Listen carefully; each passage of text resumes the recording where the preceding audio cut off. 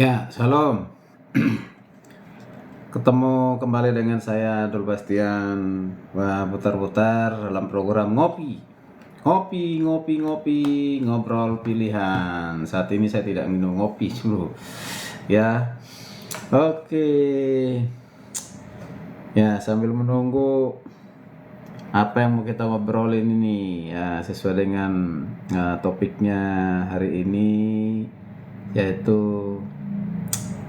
topik yang tidak kalah seru ya, yaitu ada yang mengatakan seorang pendeta, bahkan seorang dokter punya STT juga, yang mengatakan bahwa Yesus itu ya belum ada sebelum dia lahir, atau belum ada sebelum Natal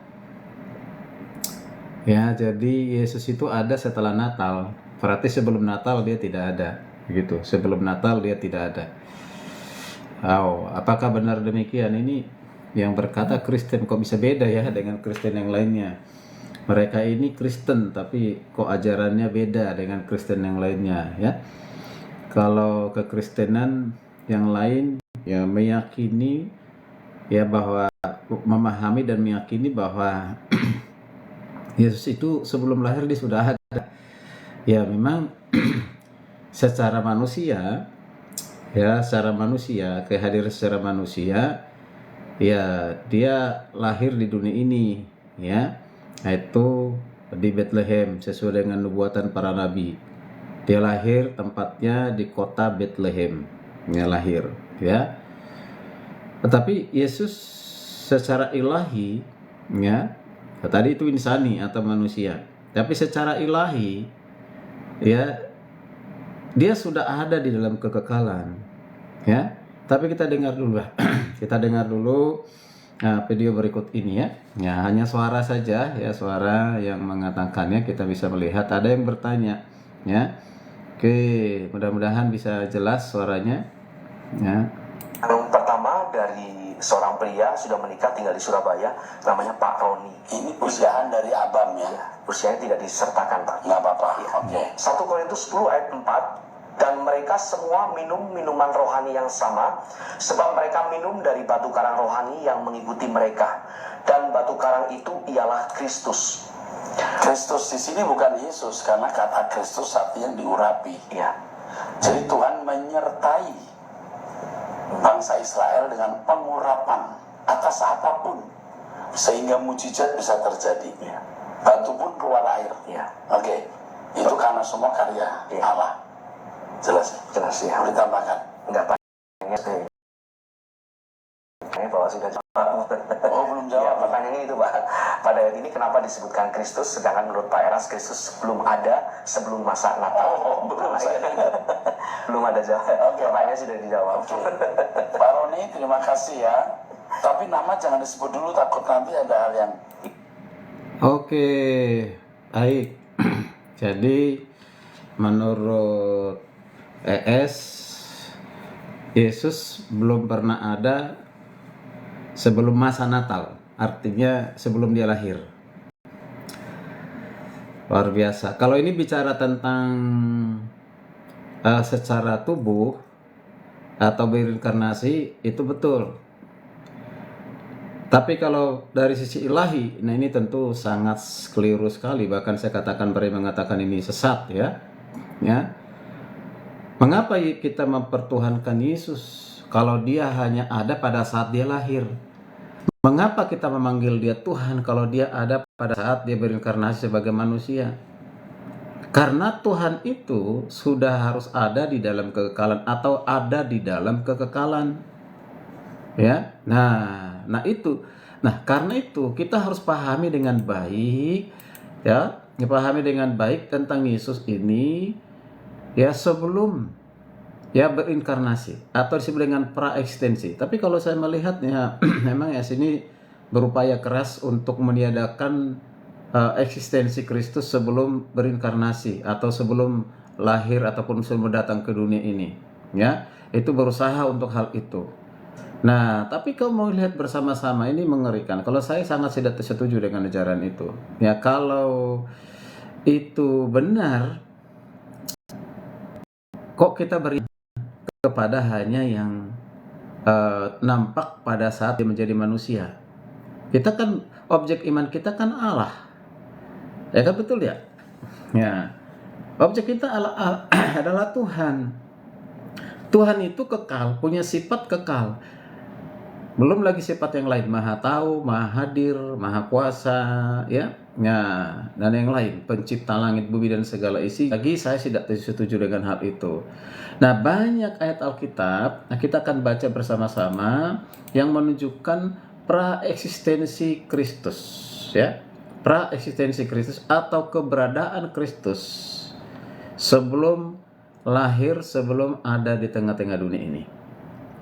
Bagi Bapak Ibu Saudara yang saat ini sedang mendengar, ya terutama kita orang Kristen ya, kalau ada agama lain mau dengar silakan, tidak dipaksakan untuk percaya, tidak, karena suatu ajaran itu tentu tidak bisa dipaksakan, itu karena pekerjaan Tuhan setelah diterangi hati dan pikirannya. Tapi saya mau menanggapi ajaran Rasul mengatakan bahwa Yesus belum ada di dalam, belum pernah ada di masa Natal, sebelum masa Natal. Nah, ini keliru sekali ya. Nah, kita membuktikan bahwa Yesus Kristus Tuhan dengan 3 hal. Yang pertama, kita harus pahami dulu ada di mana Yesus sebelum berinkarnasi. Ada di mana Kristus sebelum berinkarnasi. Artinya pra-inkarnasi atau pra-ekstensi. Keberadaannya sebelum ada di dunia ini. Itu. Nah, ini penting sekali ya. Jadi jangan kita sampai menyangkal, berupaya untuk menutupi ya, menutupi. Kedua, yang perlu harus kita pahami sebagai pembuktian bahwa Yesus itu adalah Tuhan, yaitu sifat-sifat kealahan atau keilahian yang dimiliki oleh Kristus. Dan lalu yang terakhir kita bicara tentang inkarnasinya.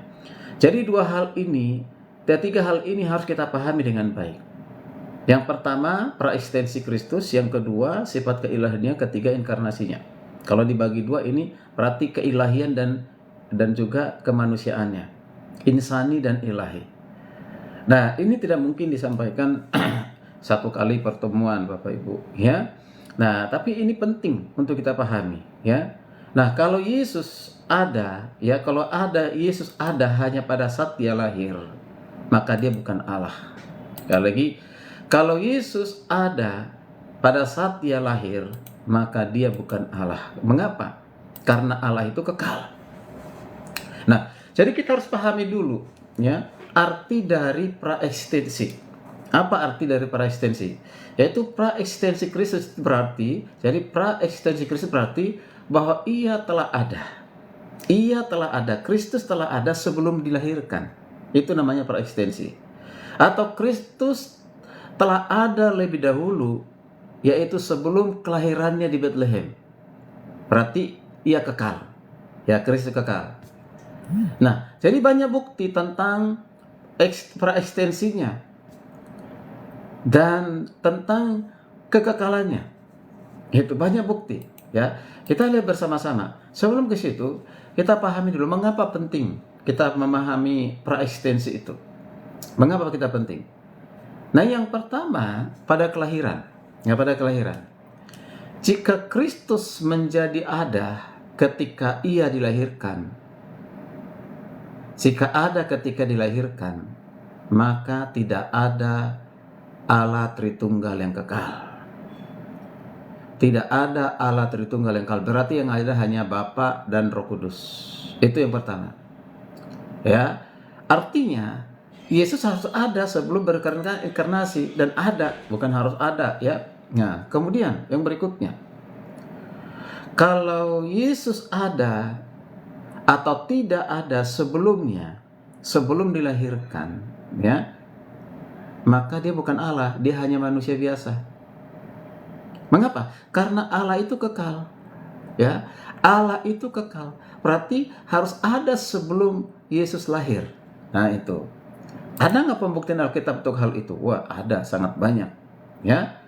Yang berikutnya, jika Kristus tidak pernah ada sebelumnya atau tidak pernah ada sebelum dia dilahirkan atau sebelum masa Natal, kalau belum ada, maka dalam Kristus adalah pembohong, Yesus adalah pembohong, para nabi adalah pembohong.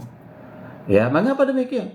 Karena Yesus sendiri sudah mengatakan demikian. Nanti kita lihat ayat Alkitab, ya, bahwa sebelum Abraham ada, dia telah ada.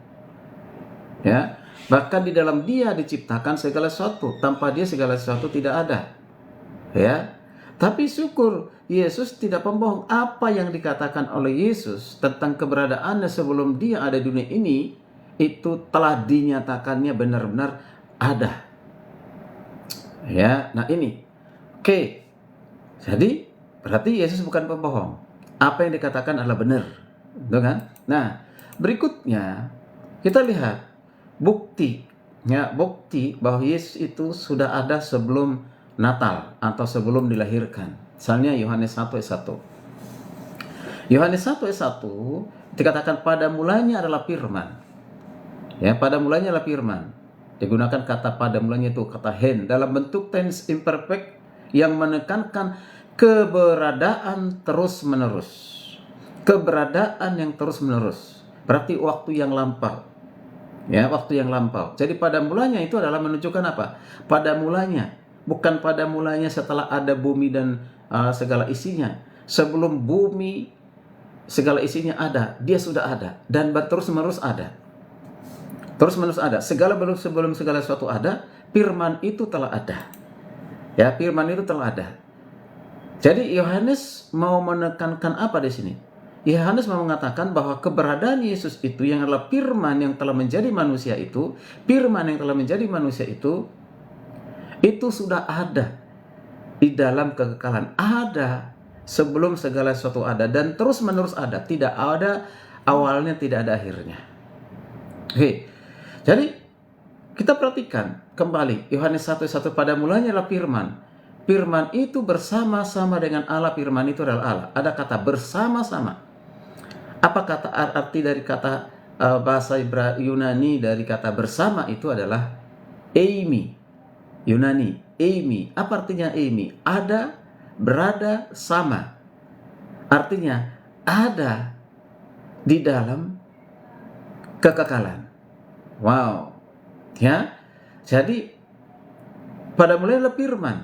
Firman itu adalah Allah. Ya kan? Dan firman yang adalah Allah itu, Yohanes 1 ayat 14, telah menjadi manusia. Saya pernah sampaikan ini. Ya. Nah, jadi nanti bisa dilihat di YouTube ataupun di TikTok ya. Saya sudah jelaskan itu ya. Jadi saya tidak situ lagi, tapi saya mau lihat, mau membuktikan, kita mau cari pembuktian. Bukan kita membuktikan, kita buktikan hebat banget siapa kita. Ya, bukan manusia yang membuktikan Yesus itu Allah, tetapi Allah sendirilah yang membuktikan bahwa dirinya adalah Tuhan. Wow, ya. Oke. Nah, satu ayat firman Tuhan yang diambil dari Yohanes 8 ayat 58 sampai 59. Kata firman Tuhan begini. Maka kata orang-orang Yahudi kepadanya, umurmu belum sampai 50 tahun dan engkau telah melihat Abraham. Kata Yesus kepada mereka, aku berkata kepadamu, sesungguhnya sebelum Abraham jadi, aku telah ada. Lalu mereka mengambil batu dan melempari dia, tetapi Yesus menghilang dan meninggalkan bait Allah. Apa yang menjadi perhatian kita di sini? Itu kata Yesus yang mengatakan sebelum Abraham ada, aku telah ada. Wow, apa artinya ini? Ya, apa artinya itu? Dah, kita lihat ketika Yesus mengatakan sebelum Abraham ada, aku telah ada, membuat orang-orang Farisi ahli Taurat marah dan mau melempari Yesus dengan batu. Mengapa mereka marah? Karena tadi kita lihat misalnya ayat yang berikutnya ya. Maka kata orang Yahudi kepadanya, umurmu belum sampai 50 tahun dan engkau telah melihat Abraham. Artinya, engkau belum berumur 50 tahun. Kami tahu Abraham, Ishak, Yakub, kami tahu Abraham itu nenek moyang kami. Gitu. Masa engkau ada pada saat itu atau engkau ada sebelum Abraham ada? Ini gila ini, kira-kira seperti itu pemikiran orang Yahudi. Ini sama saja ini penistaan agama kan gitu ya. Ya. Nah, ditekankan lagi, sebelum Abraham jadi aku telah ada. Apa yang terjadi ketika saya mengatakan demikian? Nah, mereka mengambil batu untuk melempari dia. Mengapa? Apa yang buat mereka melempari batu? Ya, karena nggak masuk akal dalam pikiran mereka nggak masuk akal itu. Mengapa? Karena mereka tahu siapa Yesus, siapa bapaknya adalah Yusuf, ibunya adalah Maria, dilahirkan di Bethlehem, ya, dibesarkan di Nazaret, bapaknya tukang kayu. Itu aja pikiran mereka. Jadi pemikiran mereka apa? Secara manusia, insani saja. Nah, tapi mereka tidak memahami maksudnya Yesus di sini Allah tentang keilahiannya. Akulah Allah yang disembah Abraham, akulah Allah yang disembah Ishak, akulah Allah yang disembah semua para nabi dan juga orang-orang yang dalam perjanjian lama. Nah, akulah yang menciptakan langit bumi dan segala isinya. Aku itu maksudnya Yesus. Luar biasa. Mari kita perhatikan Yohanes 8 ayat 58 ini. Ya. Jadi kita perhatikan, meskipun Abraham hidup 2000 tahun sebelum Kristus lahir, ia dapat mengatakan sebelum Abraham lahir, aku ada. Meskipun Yesus lahir di Bethlehem, ia mengklaim dia telah ada sebelum Abraham. Nah ini, jadi sebelum Abraham lahir, Kristus telah ada, bahkan terus-menerus ada. Wow. Ya, perhatikan pernyataan kata aku. Tentu ini menunjukkan apa? Bukan semata-mata menunjukkan kemanusiaannya lagi, menunjukkan keilahiannya, kealahannya. Yang mengatakan bahwa dia adalah Allah, Allahnya Abraham, Allahnya Ishak. Ya. Jadi menunjukkan suatu kesetaraan dengan Allah. Yesus mengatakan kesetaraannya dengan Allah, Allah yang ada di dalam kekekalan. Masih kita ingat Keluaran 3:12 ketika Musa bertanya kepada Allah, ya, dia dipanggil, diutus untuk menjadi pemimpin bangsa Israel, membebaskan bangsa Israel nanti dari Mesir. Dipanggillah Musa untuk diutus ke sana, tapi Musa bilang begini, ya. Nah, sekalipun awalnya dia menolak, tapi bertanya, nanti jika mereka bertanya, siapakah engkau? Siapakah engkau? Tapi apa kata Tuhan? Ya, aku adalah aku. Aku adalah aku. Ego eimi. Ya. Nah, kalau kita perhatikan, aku itu menunjuk kepada siapa? Ini menunjuk kepada Allah. Berarti mengidentifikasikan dirinya sebagai aku itu adalah Allah. Ya, aku itu adalah Allah. Wow, luar biasa. Ya, luar biasa. Artinya praekstensi atau keberadaan Kristus itu sudah ada di dalam kekekalan secara ilahi. Ya, maka Yesus itu satu pribadi, dua sifat, satu sifat insani, satu sifat ilahi. Sifat insani itu manusia ini. Sifat ilahi itu kita nggak bisa lihat. Mengapa? Karena itu roh adanya. Tapi sudah dinyatakan, sudah diperkenalkan oleh Yesus sendiri, yaitu dirinya. Maka dia katakan, barang siapa mengenal Bapa, mengenal aku. Barang siapa mengenal aku, dia telah mengenal Bapa. Barang siapa ada dalam aku, ada dalam Bapa. Barang siapa dalam Bapa, ada dalam Bapa. Nah, berarti sudah ada dalam Kristus. Artinya apa di sini? Bukan berarti kita ini menyembah 2 atau 3, 4 Allah, bukan. Allah itu hanya satu. Tapi yang pernah menjadi manusia, hanyalah Yesus Kristus. Bapa tidak, Roh Kudus tidak. Itu Bapak Ibu, luar biasa. Nah, kita lihat lagi satu kitab yang luar biasa di Ibrani 1 ayat 8 ya. Ibrani 1 ayat 8 ini. Tetapi tentang anak ia berkata, tahtamu ya Allah tetap untuk seterusnya dan selamanya. Dan tongkatmu, kerajaanmu adalah tongkat kebenaran. Tetapi tentang anak, tentang anak, tentang Yesus. Ya, tentang Yesus. Ya. Tahtamu. Nah, tahtamu tetap untuk selama-lamanya. Jadi tahtanya siapa? Tahtanya anak. Siapa itu anak? Yesus. Dikatakan tahtamu tetap untuk selama-lamanya. Kerajaanmu adalah tongkat kebenaran. Terutama tahtamu berarti ada terus-menerus tahtanya itu. Wow, luar biasa. Jadi dalam Ibrani 1 ayat 8 ini, ya, kita melihat di sini sebenarnya itu mengutip dari perjanjian lama, ya, dari perjanjian lama, ya. Oke, kita berarti. Jadi ini satu pengantar untuk pernyataan tentang anak itu maksudnya Yesus. Anak, ia berkata. Nah, tentang anak ia berkata, tentang Yesus berkata. Ya, oleh karena itu tahtamu ya Allah tetap untuk seterusnya selama-lamanya. Untuk apa ini? Maksudnya apa ini? Ini menunjuk kepada kekekalan Kristus. Jadi ini menunjukkan, membuktikan kekekalan Kristus. Wow. Jadi berarti sebelum Natal Kristus sudah ada. Ya, masih ada ayat Alkitab yang lain? Masih ada. Kita buka Kolose 1:17. Kolose 1:17. Saya baca ya. Paulus mengatakan begini. Ia, yaitu Kristus, Kristus, ya. Ada terlebih dahulu dari segala sesuatu. Yesus ada terlebih dahulu sebelum segala sesuatu ada. Oke, berarti sebelum penciptaan Yesus sudah ada. Dan perhatikan kalimat berikutnya. Segala sesuatu ada di dalam Dia.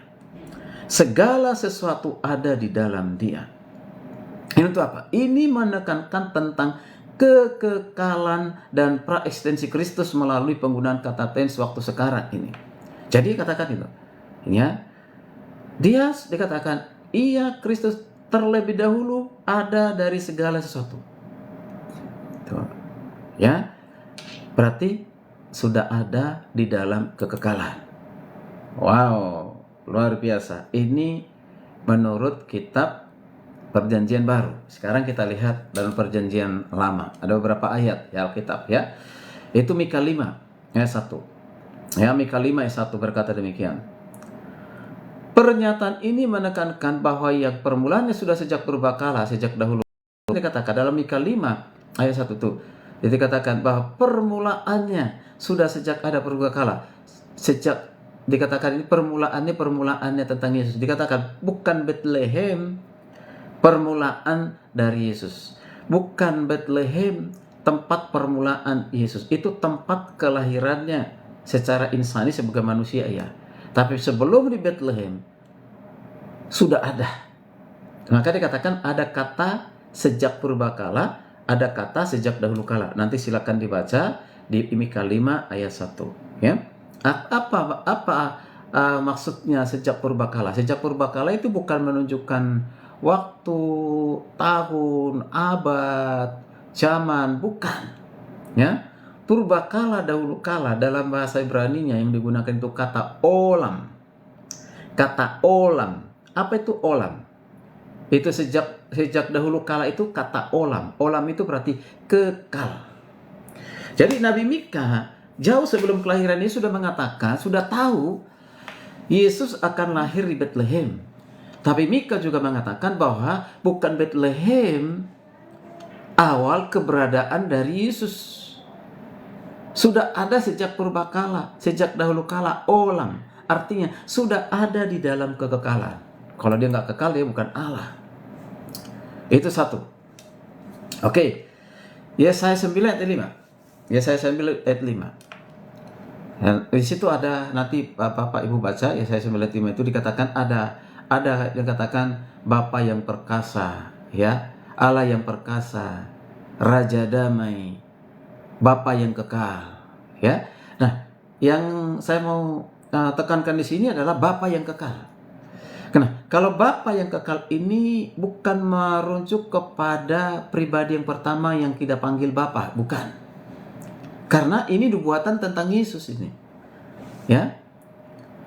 Bapa yang kekal artinya, ya, Yesus adalah Bapa dari kekekalan itu sekaligus menunjukkan keberadaannya ada di dalam kekekalan. Ya. Nah, jadi sekali lagi saya mengatakan sebutan Bapa itu adalah menunjukkan, membuktikan praeksistensi Kristus atau kekekalan Kristus. Nabi Yesaya mengatakan demikian. Wow, luar biasa. Ya, itu luar biasa. Nah, satu ayat lagi. Masih banyak ayat yang lain. Bisa kita lihat di sini. Ya, bukti bahwa Yesus itu sudah ada sebelum Natal, sebelum masa Natal, sebelum dia lahir. Apakah dia sudah ada? Sudah ada. Tadi sudah banyak ayat Alkitab.